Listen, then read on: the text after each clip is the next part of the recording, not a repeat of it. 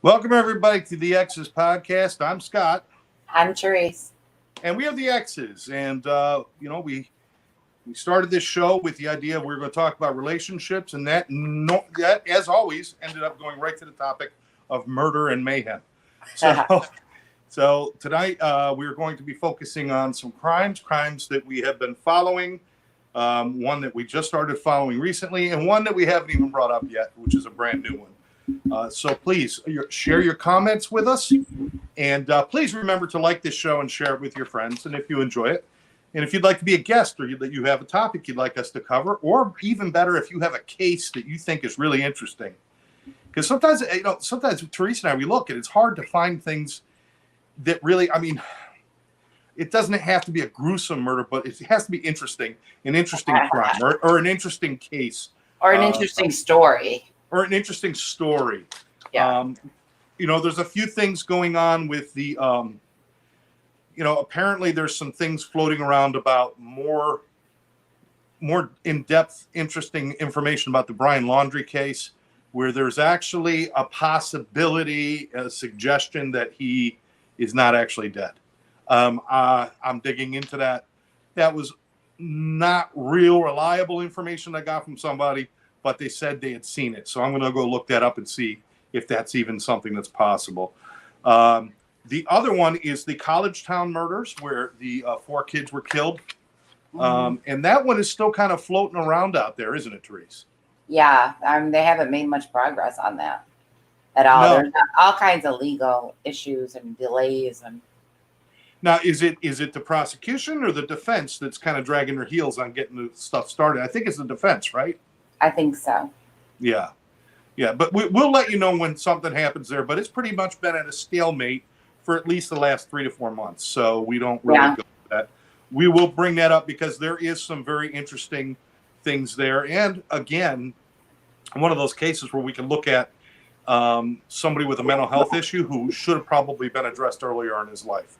And we definitely want to bring that to light. And in fact, if you know anybody with any mental health issues, please seek help. Don't wait until either they do something or they get themselves hurt or something bad happens, or they hurt themselves. They commit suicide. Don't wait until that point. We see it all too often, right, Therese? Yeah, way too often. Yeah. Speaking of which, Therese, speaking of painful, horrible things, you guys got a heat wave up there right now, don't you? We do. It's pretty warm today. You were warmer You were warmer in Rochester today than I was down here in Florida. Oh, really? What was your temperature today? 88. I do believe you went we to got 90. to 92, it says. Yeah, and I think the feel-like temperature was like 102 or something, wasn't it? Yeah. We had heat advisories for the last couple of days. Yeah, and if you want to know what feel-like temperature is, essentially it's the butt sweat index. That's what tells you how much sweat you're going to accumulate. Hey, That's Jean's right. with us. Hey, Jeannie. Hey, Jean. Good to see you. All right. Well, let's jump right in. We got Brian Daybell. No, Chad Daybell. Brian Laundrie. I was stuck on. I am the worst. I'm going to mix up all these names. Next, I'm going to have Jack the Ripper in our story somewhere. It's just going to happen. But Chad Daybell finally. Now this happened 2 weeks ago, pretty much, or a little more than that. But he was tried, found guilty on all charges, and over the next 2 days he was sentenced. It took 2 days to finish all the sentencing and everything. What did he get, Therese? He got the death penalty. He did. He did. Plus some. Plus some, but they're never going to see that money. No. He's ordered to pay some restitution. Yeah. Now, he does own that property and everything. No, he doesn't. He doesn't own his property? No, apparently his lawyer owns his property. Oh, how convenient is that? Well, I think that's the only way he could pay him anything more than, because he came back from Hawaii with very little money, right? Well, yeah. Maybe $100,000, but that for a lawyer with a case this big doesn't go very far. No. It sounds like a lot, but it's not. No. Just getting started. And I've been working with some legal people on different issues. So I've actually learned a little bit about, how much it actually costs to bring a case to trial and how much it costs to build a defense and stuff like that. And I never even realized some of that. We don't talk about that often, but the money that is being spent on these trials that we talk about, it's astronomical. Oh my God. It's in the millions. Yeah. Yeah. Yeah. And it just seems like, but we need the trial system, because I want to say with somebody like Chad, we know the deal, just put him away, but you can't do that. I know. You can't do that. It's wrong to make that statement. But he didn't really put up much of a defense. He didn't, there was no objection. Well, go ahead. More than Lori did. Yeah, that's true. Yeah, much more. I mean, I don't think that his kids really helped his case at all, because they were pretty much this. They sounded like they were coached and kind of reading from a script, especially his daughter, Emma. Like, she really wasn't believable at all. There wasn't a lot of emotion coming from him or his family. Oh my God, zero. Yeah. Yeah. Yeah. I think he actually, the funny thing is that there's a picture of him, and it's not a picture that I have. I wish I should have grabbed it. Where right after the sentence was brought up, the death penalty, where he stood up, he almost looked like he had a sigh of relief and a small smile, not like up your butt smile, like screw you, but it was almost like that kind of like, okay, it's done, And maybe that was what I was reading into it, but it was mentioned by a few reporters as well, that it seemed like that was the only emotion, and it wasn't an emotion of sadness or regret or guilt. It was certainly more of just a relief kind of moment. Yeah, and I could probably see that. I mean, it's been going on for almost 5 years now. He's been in a regular county jail up until recently. So it probably is kind of a relief. So he got 3 death penalties, pretty much. Yeah. He got death penalty for his wife. He got death penalty for the 2 children. Yeah. And his wife, all of them, he had a hand in what happened, obviously. Whether he actually physically killed any of them is really irrelevant, because he was part of the crime of murder for all of them. And death penalties. The funny thing is they gave that to us on a Friday afternoon, and I remember you and I were texting back and forth like, "Yay!" They got him, and it was really, we don't have to be objective people. We don't have to. Right, we don't have to. We get to pick favorites and do it. And then Saturday comes around, and I turn on and I'm like, "Oh shit, we're back in court. What's going on? Oh, we've got to talk about the fraud charges and this charge." I'm like, wait a minute. He just got 3 death penalties. They could kill him 3 times. And then they added 15 years for this charge, 15 years for this charge, 15. What is it? Does that even have a point to it? I guess it's just because that was in the indictment, so they had to address it. I guess the judge had to address it, and he had to apply a sentence for that. Well, he also and part of that was an order. Guilty of it. And part of that was an order of restitution too, wasn't it? Well, yeah, and everybody knows that's never going to happen. But because he was found guilty of the financial charges also, if they had found him not guilty, they wouldn't have had to do that. But they found him guilty of everything, and the financial was part of that, which I don't know if I would have included the financial, because, I mean, it's an insurance company. They're never going to see that money again. What are they going to do? They're going to take the $8,000 he gave his kids? I mean, probably not. No. I agree with you. I think maybe that should have been put maybe put it aside for a trial at a separate date if it was necessary. But once you get the death penalties, those things aren't necessary anymore. But it was also I think sometimes when we're in court, now you've been watching these things long enough, and now I am too. Yeah. These court days, we need a director. We need somebody who says, let's speed that up. Let's be a little louder over here. Okay, you show some emotion. We need a little more entertainment value because some of this stuff is boring as all get out. Some is very boring. Yeah. I didn't. I mean, obviously, I work and I couldn't watch all of the trial, but I would do like the recap, like the guy that recapped it at night. And yeah, some of the stuff is super boring. And when I did get a chance to listen, like at lunch or something, it always ended up being one of those boring, like, okay, I get it. Like, okay. Yeah. Okay. So you saw a box. Yes, I saw a box. Okay. So you saw the box when you got out of the car. That's when you saw the. Yes, that's when I saw the box. Okay. So you drove up first. You got out of the car. Then you saw. Is that correct? Yes. Holy shit! He saw the box. Move on. I know. It's crazy. It's kind of crazy, but I guess it's important. Listen. Lawyers got to make their money too. But it would be nice. And a director also would have said, let's give them the sentence on the smaller charges first and build up to the death penalty.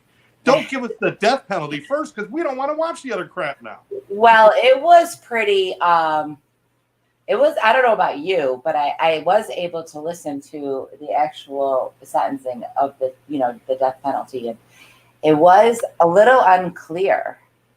I know. I had to go back and rewind and say, did they just, because the way they read the paperwork that the jury fills out, this yes, is this yes, is this yes, is it? But nowhere does it say, can we put them to death? Yes or no. It's not that clear. So you got to kind of, so it wasn't until they read for, I guess it was like 45 minutes of just reading these documents. And then finally at the end, someone actually said, that's the death penalty. So yeah, the judge did. Yeah, the judge did clarify for everybody in the courtroom. Hi, Lynn. Hi, Lynn. Good to see you. Lynn, I miss seeing you. We're on hiatus from our show, Lynn and Scott show. We're taking the majority of the summer off and taking a little time to regroup, but we will be back in the fall. So, or late summer, early fall. So anyway, so Chad Daybell is now on death row. I meant to research, I don't know if you have any idea, how long do people wait on death row before they're executed? Oh my gosh, 30 years. Yeah, a long time. There is almost an automatic appeal process. No, not almost. There is an automatic appeal process. Yes. So it's and almost I like think they get 3 appeals, don't they? Something. I know there's at least 2, maybe 3. Yeah, I think. It's not even like the defense has to say we want to appeal this. It's almost like part of the process. You have to. They want to double check and double check and double check.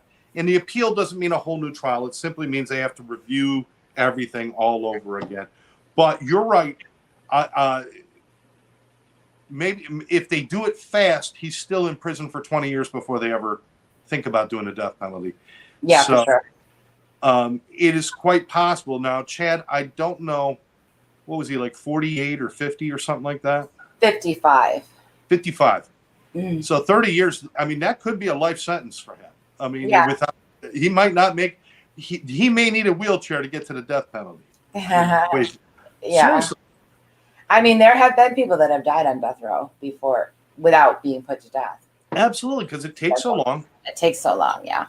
And the death row care of an inmate carries a cost that's, I think it's 3 times more than other inmates. Yeah. The cost of care. Yeah. And not that it's about money or anything, but if it's going to take that long and it's going to be that kind of thing, I'd almost like to say just make it a life sentence and then make them do something productive in jail that benefits society. Don't do this death penalty thing if it's not. It takes so long and it's just so much time and money. And the families now, they're going to go 30 years down the road and they're going to have to relive this shit all over again when they put them to death.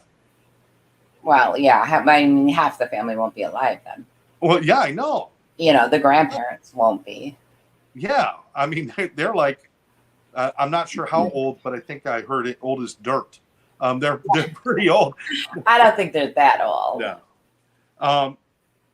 But no, they aged a lot during that couple of years that we've been following this, though, haven't they? I think so, yeah. So anyway, so that's what's going on. Lori Vallow Daybell, if you will, has. No, we don't need to do that. Lori Vallow Daybell. I don't like her to have Vallow. Okay, Lori Daybell. Yes. Okay. Thanks. But if I do that, I'll say Tammy, and then Tammy Daybell is already dead, and I keep messing people up. All right. Lori Daybell has already been convicted on the 3 murders that Chad was convicted on just 2 weeks ago. She's already been convicted on that, 9 months ago or whatever it was when it came through. And now she has to go face other charges for something that is separate from Chad, at least as far as we know, on the death of her husband and the attempted murder of her nephew or nephew-in-law or something like that. Nephew-in-law, yeah. Nephew-in-law. But more importantly, the death of her husband that was set up to look like self-defense with her brother. And there's so many holes in that whole thing. It's just ridiculous. Number one, I mean, they should have arrested her when she showed up and was telling jokes out in the street with the cops.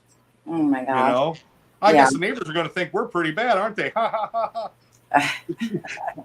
Dead guy in your house, please. A little decorum. Your husband is dead in the house. Yeah, I mean, not just anybody, but I mean, even if you're estranged. Yeah. If you're estranged, listen, we've had exes that have passed away, and you feel something for them. Yeah. You had an ex-husband, and I had an ex-wife that passed away. You feel something for them, and that's a real thing. I can't imagine making jokes out of it. I know. I mean, because it just doesn't. So when are we expecting Lori to go up again on the big screen and do her court case? I believe it's supposed to be August. Mm-hmm. But a lot of people are saying they're not going to make it for August. But I don't know why they wouldn't. I mean, they've had 5 years to get their shit together. Yeah, I know. I'm not sure. And she's actually there. This case is so less complicated than the ones they've already tried. Yeah. It seems to me like this should be a pretty. I'm not saying it's a slam dunk because the brother is no longer alive to testify. That leaves a big hole there, and the girl's name who died, Tylee. Tylee was the other witness who was there, and she's now longer with us. So really, it could be a little bit hard to finish that out. But I don't know. Just once you convict somebody of murdering like 3 people, I think adding a number 4, it's not going to be like a real hard thing to sell. It's not going to be like, well, she's such an innocent person. She only killed 3. She didn't kill 4, just 3. But it's in a different state. And I don't think that they're allowed to know that she's been convicted of the other crimes. I don't think they're allowed to bring that. I don't believe they're allowed to bring that up. Yeah, well, you know what? I bet you that's probably part of the figuring out, what they can and can't say or use. Because it goes to character, but that's character after the fact of the crime that they're talking about. Right, because which came first? This crime in Arizona. Right. Yeah. So they're trying to try a crime that happened before all these other crimes, but these other crimes were after that. So you're right. That may be an issue where there's no way you're going to find, if you find a jury who doesn't know she's already been convicted of those murders, they're too stupid to sit on a jury. Everybody knows. Well, but you've got to find a jury who can discount it. You got to find people who can discount it. But there are people that really haven't really heard much about the case. Yes, but where do you find hermits these days? All right. So we'll let you know when Lori comes up on trial. And meantime, let's move on to our simple one here, which is right here. Once again, we're going back to Florida. We got killers. Back to Florida. If you're not back in Florida, this is where all the killers come to chill out. I swear, if Chad and Lori had made it through their trials, they would have moved to Florida and killed people down here. It's just what we do. If you're going to kill people, do it under a palm tree. It's always more fun. This woman, Sarah Boone. Yeah. Strange thing. I don't even know how to begin to explain what's going on. Could you explain it? Well, she is accused of killing her boyfriend, who apparently she zipped inside of a suitcase and left him there to suffocate. So. Yeah. Yeah. A full size suitcase. It wasn't carry on. He wasn't like it wasn't like Tom Thumb or anything. He wasn't tiny. He was a small guy though. He was a small guy. He was a small guy, yeah. But it was a normal size suitcase. And they were just playing hide and seek. You Yeah. know, people in their 40s, just a normal night at home playing hide and seek. It's just the two of you. All right, let me. She's brought this I'm up just a couple saying. times. She has said this a few times. We were playing hide and seek.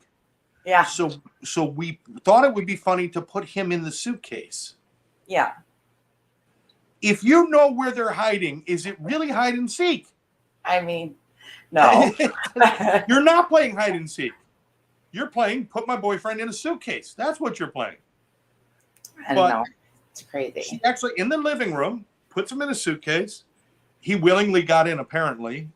There's no evidence to say I don't know. There is some evidence that he has some blunt force trauma. So I have a theory, but go ahead.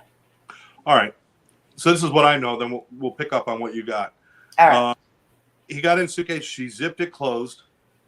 And I think, now I heard in a statement today that she locked it. I'm assuming that's true because if it's not locked, you should be able to get out. It was not a hard case. It was soft. So you could stretch a little bit, move around just a little bit. But I would think you can get that unless it's locked. Some suitcases, you zip it up, you could lock it. She said, I zipped it and locked it. But I don't know if she meant locked it like with any kind of lock. But he was in there.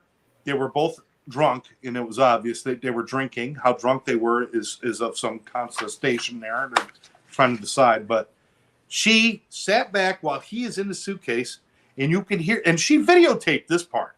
She has a video camera on the suitcase while she's sitting there, and she's looking through the video camera at the suitcase on the floor. It's moving around a little bit. He's saying, let me out. I can't breathe. And she goes, you stay in there. You deserve it. And all sorts of different things. Like, now you know how it feels. I feel suffocated by you sometimes. Or whatever she was saying weird shit. Yeah. And then apparently went upstairs, went to bed, woke up the next morning, unzipped it, and he was dead from suffocation. Yeah. Now, first of all, damn good that they had a watertight suitcase. I mean, I want that brand of suitcase, first of all, because that's a good brand of suitcase that's watertight, airtight that you can't breathe. I need that. But that's what we know so far. What else can you add to that, Therese? Well, so apparently his autopsy showed some blunt force trauma, and it showed some scratches, and it showed this and that. So she says she knows the scratches on his back were from blah, blah, blah, whatever. But my theory is, and this is just myself from listening to some of the info, I think what she did was kind of like dared him to get into the suitcase. Like kind of like you can't, kind of like Joey in the storage thing, you know?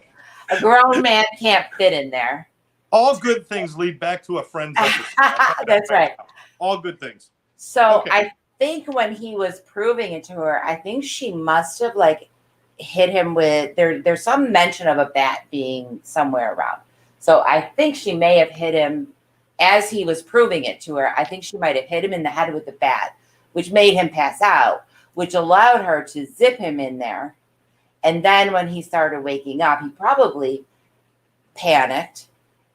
You know, you hyperventilate when you panic. Right. He had been drinking. Possibly he could have choked on his own vomit. And yeah, she taunted him, and then she went up to bed. And then she woke up and he was dead in the morning. So that is like my theory, that this like kind of the only thing that for me that really would make much sense, because she's claiming like physical abuse from him. So if you're with somebody where there's abuse, are you really going to zip him in a suitcase, even if it's for a half an hour, even if you're going to let him out? What's going to happen when you let him out? He's going to be angry. And so if you're really afraid of this person because they abuse you, would you really do that? I wouldn't. Why antagonize him? Now, what seemed very apparent to me in the video was, like I said, while he's in the suitcase struggling and saying, I can't breathe, and she's making these comments that were both certainly mean-spirited and somewhat and very aggressive towards him. which gave me the concept that she's bigger than he is. And I think we kind of got that sense of that. We don't have the exact measurements, but I think she abused him regularly. And I think she put him in there. I honestly don't think it was the idea that she thought he would die inside there. Because the truth is, when I heard it and I realized he suffocated in there. And to this point, that's what we know. There's been other traumas, but the death was suffocation. Yeah. And since he was obviously talking while he was in the suitcase, it died from the asphyxiation within the suitcase. I never would have thought that would kill somebody being in a suitcase, especially one that is a cloth-bound suitcase. Yeah, me either. I never would have thought that. Something else happened in there. And I have a feeling, well, you were right, hyperventilating, you go into a panic, and then you start using excess oxygen, and it's not available, and you do suffocate. It can happen. But I honestly don't believe she put him in there to kill him. But I think that she is responsible for his death. I don't think, if you're going to kill somebody, is that the way you would do it? I think she was trying to hurt him and make him feel like a small man and belittle him, and then expected to get down and unzip him in the morning and say, that's what you get, kind of thing. I just don't see it as a planned murder. Yeah, I don't see it as a planned murder either. But when he's telling you he can't breathe and you're not letting him out, you are responsible. But she also, during that video, she also said, that's how I feel when you choke me. Yeah. Things like that. So I think there may have been abuse on both sides. You know what? You're right about that. I would agree with that. And I think that there was such a sense that this was no big deal to do this to each other. Like, he wasn't even like getting angry. He was just saying, let me out. I can't breathe. And she's just like laughing it off. That family had to have a history of real violent stuff going on for that to be a normal, like, it's no big deal. Just stay in the suitcase kind of thing. Yeah. But you're right. The minute he says, I can't breathe, now she does nothing, then it's like I mean, I don't know if the Good Samaritan law applies, where if you see somebody about to do harm and you have a chance to stop them, you're legally responsible to stop them. But since she helped put him in the suitcase, then it's really got to be at least negligent homicide. Well, not only did she do nothing, but she left the room. She left the room and went to a separate level, right? Yeah. So, but the like I said, the most interesting thing to me is she is on her 8th lawyer. Now, that's where I wanted to go, because this obviously is not a reasonable woman. Obviously. She has, in a short, this started, what, in 2022, right, is when it happened? I think so. So this is less than 2 full years. She's already gone through, and just the other day, lawyer number 8 stepped up and said, I'm out. Mm-hmm. Well, they're trying to get out, but they haven't been. They haven't been. Okay. Yeah. I mean, sooner or later, the judge is going to say, I don't care who tries it. Somebody's going to try this case. But why? It might be her. It might be her. Who? The lawyer who's trying to get out? No, Sarah herself. Oh, she'll defend herself? I mean, if you run out of lawyers, if you run out of public defenders, if she can't get along with any public defenders, the judge does have a right to say, then, represent yourself, and you will have somebody like overseeing you to make sure you're following the rules and stuff. But then that's going to delay her trial again. Yeah, I mean, going through one lawyer, I could see it as, okay, public defender, it's not like you're picking a lawyer that you want to work with, and they're not picking a client they want to work with. A lot of times it's a marriage of just convenience. Who's on the list catches the next case. Right. And sometimes that's not going to work out. So when you're looking at, okay, one lawyer, maybe 2 lawyers don't work out for you. Maybe. But 8. 8. I mean, this is ridiculous. And her saying to the judge, you have to tell the lawyer to be nice to me. I know. Is that crazy? I'm waiting. She's about to speak. I'm waiting for her to say, this lawyer did this and did this and that. They're not nice to me. Holy shit. How nice were you to the guy in the suitcase? I'm sorry. Well, she did say that her lawyer lied to her, and the judge called her out on it and said tell me what the lie was. Like, tell me what the lie was. And she couldn't tell him what the lie was. Yeah. Yeah. See, people, I think people watch a little too much Judge Wapner and Judge Judy, and they think they could just say whatever they want to say when you're in court. If you purposely put out a lie in court, even if you feel like it's a little white lie, that counts against you. Yeah. I mean, they will go to tiny. She could have been held in contempt right then and there for lying to a judge or for making things up. And certainly she could be held for contempt by not accepting a lawyer as well. That is something that I did read, that if she keeps causing these problems that cause the delays, she could be held in contempt because she's purposely sabotaging the case. Well, at what point is the judge going to say enough is enough? I don't know. You either go forward on such and such a date with this lawyer, or you go it alone, right? I mean, you can't keep, and this is taxpayer dollars. I mean, these public defenders are paid by your tax dollars. Yeah, yeah, and it does not look good. I mean, how are you going to go into court and say I'm a nice person, but I couldn't get along with 8 different lawyers? I mean, come on, it's really bad. I would right now. It's been the same judge they've been in front of all this time. I admit this might be a second one because they kind of rotate out. Well, they rotate out, right? Yeah. The type of cases that they oversee, but he might only be like the second one, and that's just because the first one kind of rotated out to different crimes. Oh, okay. I think that's the case. I'm just wondering, can she burn through 8 judges as well? I mean, who knows? I would love to know. No, they're not really disclosing any real detail about the reasons why they're not. Well, I was listening to one of the people I listened to is a lawyer. He's a civil lawyer, but he's a lawyer. And he said the wordage of this most recent lawyer, it sounds like Sarah wants them to go forward with a narrative that is not legally sound. So it's something ethically that the lawyers will not do. Now, we see this in other cases. I mean, most famously, we have, and I'm not going to get into politics and other things, but there was, Donald Trump had lawyers also that walked away, says, because Donald Trump likes to control a lot of the narrative, and some of the lawyers says, I can't do that, and I won't work here with you. And so when you do have a client that wants you to do something that just is not right or doesn't make any sense, you as a lawyer say, why would I ruin my career for somebody who's making bad decisions? Right. They're not going to put their license, their reputation, for anybody.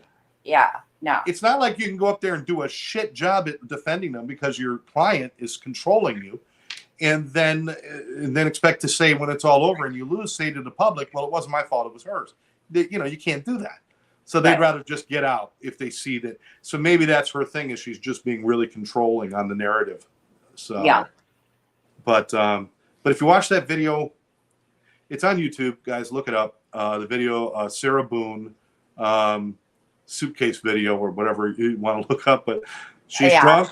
She's drunk. She's talking to a guy who is. They don't show her putting him in the suitcase. This is after he's in there. So we don't even know how long he'd been in there at that point when they were having this conversation. Well, she didn't even call 911. She called her ex-husband first, who came over and said, you need to call the police. You need to call 911. It was like noon or 1 o'clock in the afternoon. She called her ex-husband. She called her ex-husband because he works for TSA, and she wanted to know if that would fit in carry-on. So, no, that's not true. I make that up. Yeah, so it doesn't make, nothing she did makes any sense. No.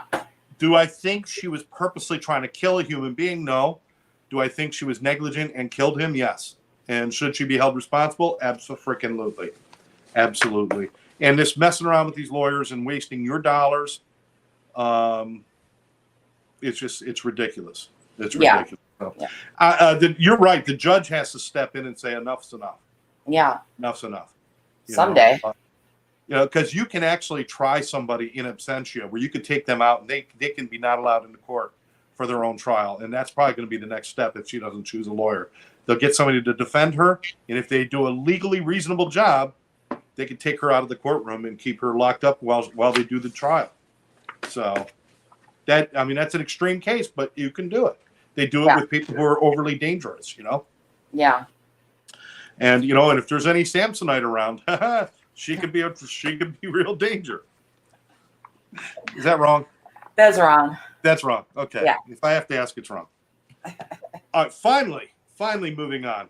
We'll keep you apprised of what goes on. By the time they get to lawyer number 12, I'm sure we'll get some answers about what they're going to do on that case. But look it up. Sarah Boone, Orlando, Florida. The Samsonite seductress. That's what you want to look up. All right, so now on to my favorite case, the Karen Reed case. Now, as I explained a couple weeks ago when we started this, and you'd watched the video I had watched after that, and it was pretty amazing. Yeah. This is a case where a woman is being accused of hitting her boyfriend with her car, leaving him to die in the snow, going home, coming back the next day and discovering his body, but that she had killed him with her car. That's the gist of what they're saying. The story is much bigger than that. They were out with friends. This goes back to January 29th, 2022. They were out with friends. There was a big snowstorm coming, so a lot of people want to go out and party and then go back and then settle in for the snowstorm. And it had started a little bit already. And they went out to a bar, met with friends, and it was a community where a lot of people knew people. Plus, her boyfriend was a cop. His name was O'Keefe. John O'Keefe, thank you. And a lot of people they were drinking with were either people in the legal profession, people in political profession, or other police officers, because they were all kind of friends. I think there were a lot of other police officers, right? Yeah, a lot of police officers, but there were a few political people and some legal people. Yeah. And police officers, first responders, we'll say. But anyway, they were out drinking, and then somebody said, and it was Albert, Brian Albert, asked everybody, come back to my house. It's my son's birthday. We'll keep partying. And this is at 11 or, going towards midnight when people are leaving the bar and they all go over to his house for this party. They did not, Karen and John did not leave with everybody else. They arrived a short time after everybody else had already been there. And this is what Karen says. Karen got there. Now, these two have been having some problems. They've been fighting a little bit. No sense of violence or no sense of impending breakup, but certainly some squabbling has been going on with them. And at that point, she says, I'll drop you off. Or she told him, I'm going to drop you off. You go party at the house. I'm going to go home and go to bed. She figured he'd catch a ride home with somebody else. Mm-hmm. She says she saw him get out of the car, walk up to the door, and as he was going in the door, she pulled away and went home. She wakes up the next morning. He's not there. So she goes out looking for him. She grabs a couple of friends and says, let's go find him. I don't know where he is. They go out looking for him, and they find him on the lawn of the house she dropped him off at. Dead. Boom. So the assumption is that she hit him with the car, but they're saying in the house he never went in the house. They're saying he killed her with the car. She made all that up. She's saying he went in the house. Now here's where it gets interesting. His injuries were not consistent, and this is a 50-50 split now with the experts. His injuries are not consistent with being hit by a car. He was hit by a car that was doing a 3-point turn on a snowy road. Mm-hmm. And they said for him to fly as far as, they said he flew nearly 30 feet for those injuries to have occurred. Mm-hmm. She would have to be driving at 24 miles an hour backwards. Now, if anybody's ever done a 3-point turn, you can't get up to 24 miles an hour doing that. You can't. Not unless you're in a Walmart parking lot. No, not on a street in the snow. So that's inconsistent. There were scratches on his arm. There was injuries to his face, and there was a bump on the back of his head. The only one that possibly that would be congruent with getting hit by a car is the bump on the back of the head from flying. The cuts on the face don't match up. The scratches on the arm and the teeth marks from a dog bite don't match up with a car accident. So, I mean, just all this stuff going on. What the defense is saying is that she actually dropped them off. They were all both drunk. So there was a lot of haziness for both of them anyway. She was very hazy about exactly how it worked. But what the defense is saying is the only thing that makes sense is that he went into the house, got beat up by all the guys in the house. These were other cops, sons, friends, big people in the city of Canton, which is just outside of Boston. He got beat up and attacked by their dog. And then they took him outside with the idea, we'll leave him in a snowbank and say that she hit him. And that's what they were going to go with. That was the narrative. They left him in a snowbank overnight.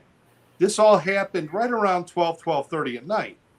Mm-hmm. At 2 a.m., one of the guests at the party, her name is Jennifer McCabe. At 2:27 a.m., she texted on her phone, how long to die in the cold? How long does it take to die in the cold? At 2:27 a.m., she texts that, or searches that. The people who were coming in and out of the house never saw the body lying right there out in front of the lawn. I know. There's other things that don't make sense. The dog bites. The dog that they owned was a big dog, and it was the kind of dog that could inflict the damage that was found on the body. But after this all went down, the dog was sent away, and it is not available for anybody to test. Of course not. When the police came 6 a.m. because she went back to the house and found him with her friends. And she's freaking out. And she's saying, oh, my God, did I do this? And they took that as a confession. It was not a confession. She was confused. Yeah. But police, ambulance, fire trucks, the whole 9 yards. I mean, the whole street's lit up. They show pictures of this. The whole street's lit up at 6 a.m. Brian Albert, the homeowner, the tough police guy inside the house, never came outside once during that time. Yeah. He's a first responder, and all those lights are going on, and there's a body in his front yard, and he never once left his house. And the police never once searched the house or looked inside the house at all. They made the assumption it was a car accident, and, well, I'll give you a couple more points here that are really, really kind of scary. The police removed the body before sweeping for other evidence. So the crime scene was disturbed by removing the body before they started searching for other evidence. Then the evidence that they found, they put in red Solo cups, which was blood in the snow, which is an interesting thing because if he bled in the snow, and this happened at, say, 12:30 at night or whatever time it was, 12 o'clock, it started snowing more after that. Wouldn't it be under the snow, the blood? Why was it on top of the snow? Yeah. They put them in red Solo cups. They put them in a plastic ShopRite bag, and they held it for evidence. They didn't have the proper evidence collecting material. How is that possible? It's a part of every police officer's gear is to have evidence collecting material. The taillight, the pieces of the taillight, apparently she broke. The only damage to the SUV, they apparently hit this guy, threw him 30 feet, and killed him. And the only evidence was a broken taillight. Yeah. The pieces of the taillight were not found on the initial examination. Those were found hours and hours and hours after. The police already took the car into custody, and everything else was gone. And then they found the pieces of the taillight conveniently then. Found, yeah. Found. Yeah. So, and when she has a video on her house. When she woke up to go look for him the next morning, she has a video of her driveway. It's a security video that shows her backing into his car. His car was parked there. She backed into it and hit that corner where the taillight was broken, which experts say it's a perfect spot for you to break that taillight, the way she hit that car. So she broke that taillight before she even went there. The pieces of that broken taillight could have still been inside the well, and then all of a sudden, we don't know for sure, but it is possible. It brings up reasonable doubt. It brings up reasonable doubt. Here's the other thing. many of the first responders and police officers were friends with people inside the house. It was a small community. They all knew each other. This guy, Michael Proctor, who was the trooper, the police officer, who was the lead investigator, they took him to task in court. They buried this guy. He did, between chain of custody with the evidence, they gathered clothing from the hospital, and there was no chain of evidence, no logging of the evidence until a month and a half later. They just put it in a safe location, but then when they brought it to the lab a month and a half later, that's when they started logging it. So there's no evidence of who had possession. The same with the taillight pieces. The evidence log is missing time. There's no evidence of who had the materials first. When they took the car into cut, because they take the car into like the police, there were 2 police garages that were forensic police garages that they passed on the way to take it to the Canton police. They could have put it in any one of those garages, but they took it to the garage where his friends worked. Whose friends? Brian Albert's friends, the guy in the house. Yeah. The guy in the house who is apparently, the defense is saying, is responsible for the death, along with other people in the house. They took it there, and usually they have video cameras running inside the garage, so you can see when it arrives, who does what to the car, and everything else. Well, they show it arriving, and then there's a 42-minute blank spot on the tape, and then it picks up again. Well, didn't they say it was hot in the garage or something, and so they were doing some investigation? They pulled it outside.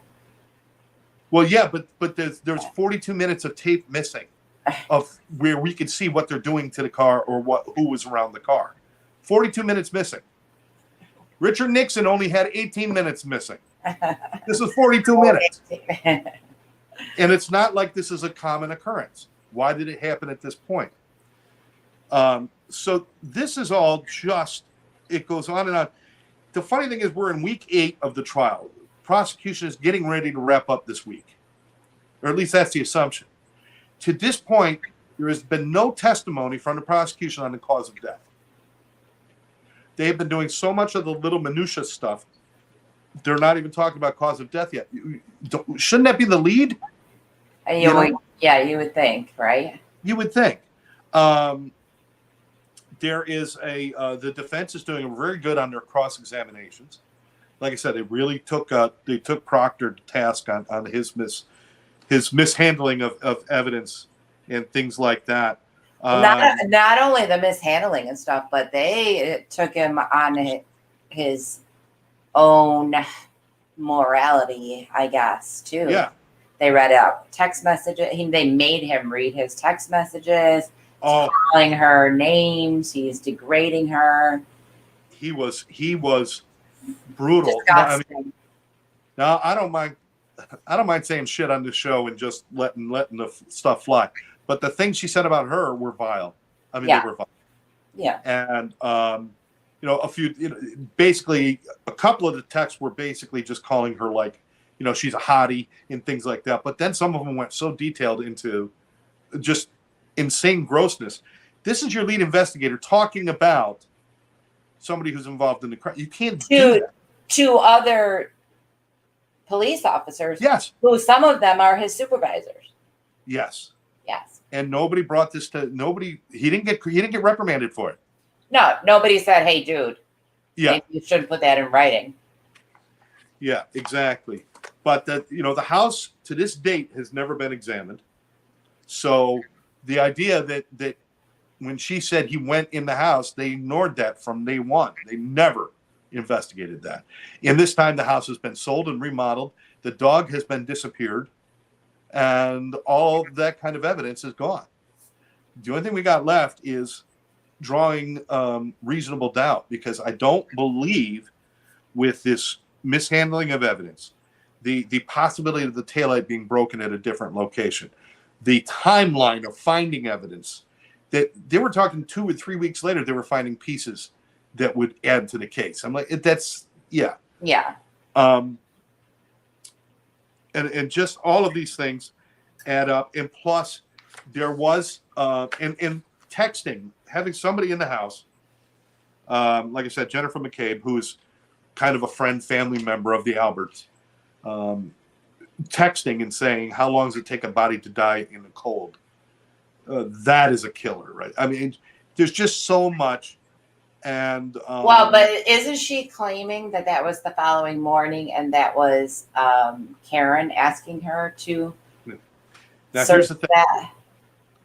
At 2:27, she texts this, or she Googles this. Then again at 6:23 in the morning, she's saying Karen was asking about hypothermia. So I was looking this up. Mm-hmm. But it was the same search that she had done at 2:27. Mm-hmm. Okay. But she's saying that was a glitch. It didn't happen at 2:27. So the 2:27 time wasn't right, but the 6:23 time was right. Well, And she did it at 6:23 and at 6:27. 3 minutes later, she did it again. And then so there was all of this, just, it doesn't make sense. It doesn't make sense. And I think that there is definitely reasonable doubt. I mean, how can you say there's not, right? Yeah. There's reasonable doubt all over the place. But there's one real strong, again, his arm was torn up with scratches and what appears to be puncture bite marks. Mm-hmm. The injuries on his face were more consistent with being beat up than being hit by a car.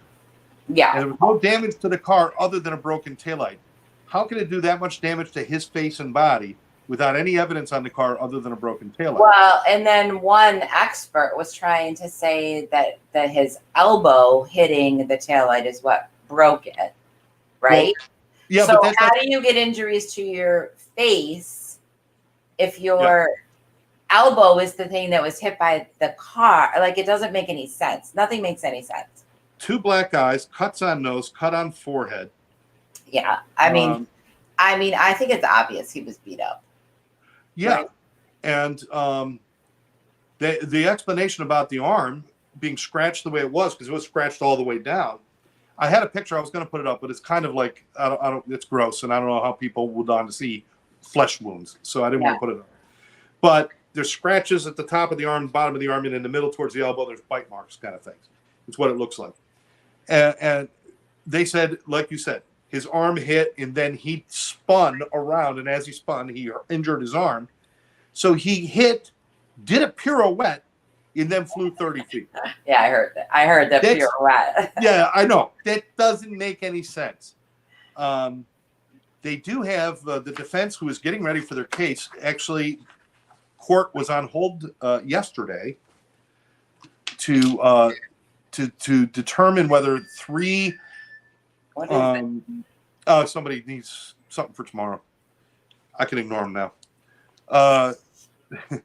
3 witnesses, or no, not witnesses.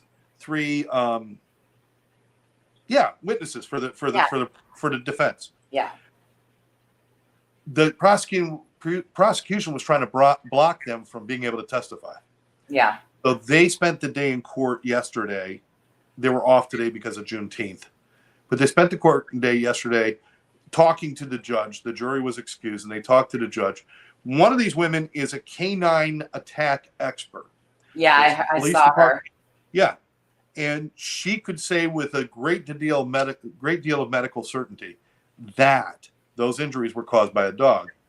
They are not consistent with anything else. They're not consistent with the car accident. Scratch and claw marks and bite marks. And she could show where the canines and the incisors and everything. And they're saying that it might not be testimony that they'll accept. I don't know why they would not accept that testimony. She is a qualified expert. Yeah. And if he was attacked by a dog, that blows everything that they're saying out of the water. That means he was in that house. Yeah. Or that their dog was outside attacking him, which means they all knew he was there. Everyone in that house said they didn't even know he was there.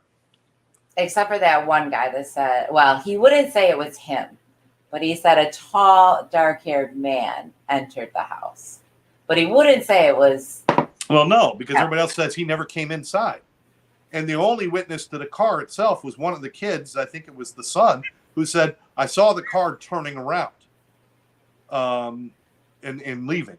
But he didn't see the body, which was right outside the window he was looking out. Of course they saw the car. Yeah.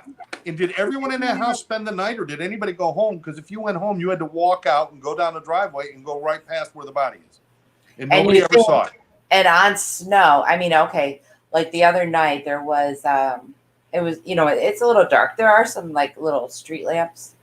Yeah. But it's pretty dark. Like when you get back towards the building, it's pretty dark. And I couldn't tell what was laying in the grass. I figured out it was a deer laying in the grass because I have seen them there before.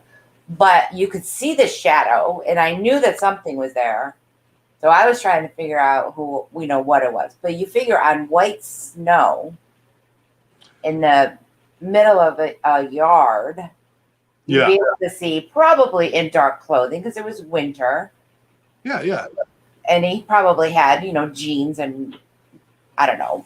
Well, the kid who looked out the window could tell the make and model of the car out front. Oh, but nobody could see the body. If he can see that well enough, then you could probably see a body or something disturbing. Well, he probably is obligated to say that because his father probably told him to. Well, that's the thing this is obviously, and I mean, one last thing, he was only wearing one sneaker, John O'Keefe. He was knocked out of his shoe. So I just don't see where an impact of that would knock him out of his shoe. I mean, there's just too many inconsistencies with this whole thing. I'm asking people because we're running out of time here, but this is the case. If you want to watch some courtroom time, they are presenting it very well on television. If you got time to go to Court TV or go to YouTube, and at the end of the day, they do the recap of the day, and you can always watch that. Maybe take 45 minutes and watch but watch what's going on in this trial because the defense is going to be taking over either at the end of this week or beginning of next week, and watching the defense build their case is probably going to be the most interesting part of this trial. Because this has got all the earmarks. I'm not saying it's definite, but it does have all the earmarks of a pretty good-sized cover-up. It really does. I don't know for sure. We're going to try it out. We're going to see what the judge and the jury say. We're going to see what happens. Well, this really is a possible thing here. Well, that's really not what they're deciding on either, though. They're deciding whether she's guilty or not. Right, but if she's not guilty, then her story must hold water. Well, I mean, maybe not. If there's reasonable doubt on both sides, there's reasonable doubt on both sides. You can't really say that that's going to prove that there's a cover-up. Most likely, it is the case. But unless they decide to charge somebody else, you know. Yeah, I mean, if she's found innocent, they got to be looking at other stuff. And it would suck if we find out it was some Domino's delivery guy running behind, ran them down and something. I mean, that would suck. Yeah. But that's not. I think this is really, if this was a cover-up, there was a lot of moving parts, which means a lot of people had to know about it. There was a lot of people in that house. I forgot what they said, like maybe 10 or 12 people inside that house. So there was a lot of people, plus the police officers who didn't do a real good job or a real clean job, plus whatever else. So this could be very interesting. Well, if I don't see where the prosecution has had a strong enough case yet, though, to put her away. If she's found, I don't either. But if she's found not guilty, then that may open it up for them to look into this. I'm sure with the more people you have involved, the more likely somebody is gonna talk. Yeah. So especially if she's found not guilty, because then they're gonna start to think, oh shit. Because most likely what will happen is she's found not guilty, and anything the defense puts out there starts to hold water. More likely it'll go to a state court. It'll take it out of the town. It'll become a state matter because now we're looking at a serious problem. Yeah, right. Yeah, you're going to have to put it in. I mean, they might even bring it to like the federal level, right? Because if you're looking at a cover-up within the police department, or you got to get somebody. Members. Yeah, you've got to get somebody. Somebody that's impartial to that. You can't send it to another police officer in the same precinct. No. It's like, all right, Judge, we got it wrong. Let's try it again. We'll all come back tomorrow. We'll do this is going to be very interesting. But watch this case. This is the Karen Reed case. in Canton, Massachusetts, just a suburb right outside of Boston. And some of the people even there were on the Boston Police Department. A lot going on. Hard to unpack it all in one show. We'll do better to keep you up to date next time because we will now be able to see what the defense is going to do. Yeah. And we'll also keep you updated on how Sarah Boone's 12th and 14th lawyer handle her. Oh my God. And we'll be looking at other cases. So if you've got a case you'd like us to talk about or share, or you want to come on and talk about a case with us, come on. We also still talk about relationships a little bit, but you know what? Murder is so much more fun. Yeah. I'm just saying. Nice. Any last thoughts, Therese, before we sign off? No, just be careful out there. There's a lot of wackos. A lot of wackos, and they're all moving to Florida. So yeah, good. Come on down. Come on down. It's easier to swim with gators than to walk through a neighborhood with all these murderers. I'm telling you. Thanks for joining us. Thanks for listening in. And again, please leave comments. If you're watching a repeat of this, leave your comments because Therese and I go back and we read them and we'd like to hear from you and we'd like to know what you think. Besides that, just remember every day do 2 nice things for yourself, 1 nice thing for somebody else, and you'll never have a bad day. For me, Scott. And me, Therese. This is the Exes. We're so glad you joined us. We'll catch you next time. Bye-bye now.